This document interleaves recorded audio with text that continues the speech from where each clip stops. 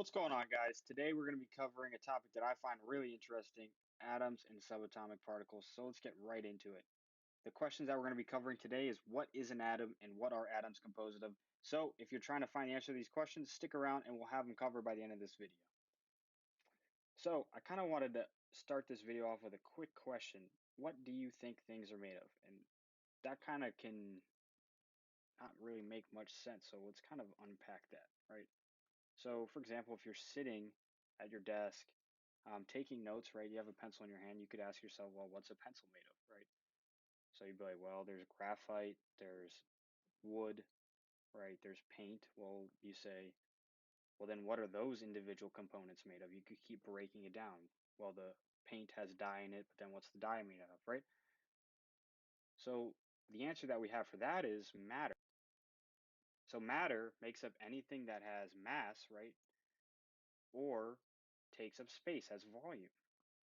So that's pretty much anything that, would be surrounding you that you could be looking at. Um, so then you would probably ask though, right, what is matter made of? If you can keep breaking it down. So matter is made of atoms, right? So these are these incredibly small building blocks that make up pretty much everything in our universe, right? So you've probably seen this kind of diagram of atoms before. Let's kind of break it down and talk about what this diagram actually is representing, right? So this core right here, this tightly packed core is known as a nucleus, and we'll kind of go into the anatomy of the nucleus in a little bit, but I wanted to introduce it. And then this guy, these orbits and these little dots here, right? These are the electrons that are orbiting the nucleus. And this entire diagram here is what's going to represent an atom.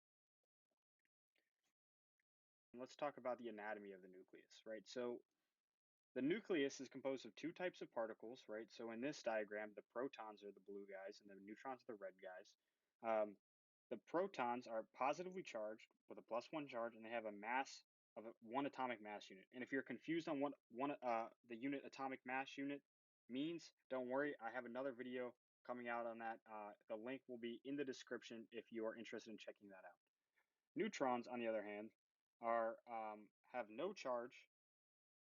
They are neutral, right? Neutron, neutral, and they have a mass of one atomic mass unit as well.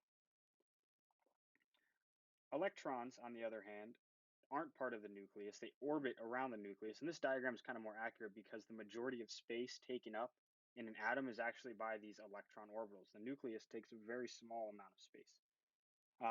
So the electrons will be orbiting around the nucleus.